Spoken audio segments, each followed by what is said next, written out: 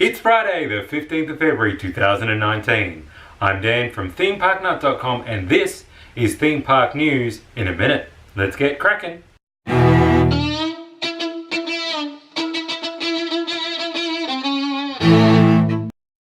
And the timer starts now. World of Color is coming back to Disney's California Adventure after being closed for unscheduled maintenance for about 10 months. The show's going to come back on February 23rd.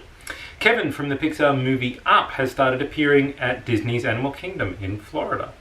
Former Disney CEO Ron Miller passed away this week. He was CEO of Disney when they built Epcot and Tokyo Disneyland and will be missed by many. An upcoming Indonesian theme park is getting the world's first stunt show / dark ride.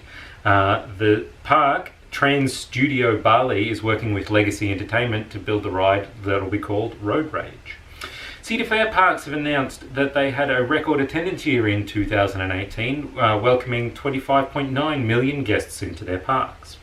Virginia's King's Dominion has announced the closure and removal of Volcano the Blast coaster. Universal has filed updated site plans for their third park that's coming to Orlando, with some additional backstage roads marked on it.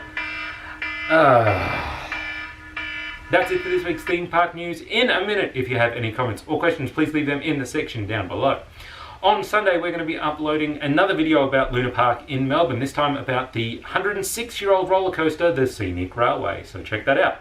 In the meantime, check us out on Twitter at themeparknut, and our blog is themeparknut.com. Don't forget to subscribe, and until next time, cheers.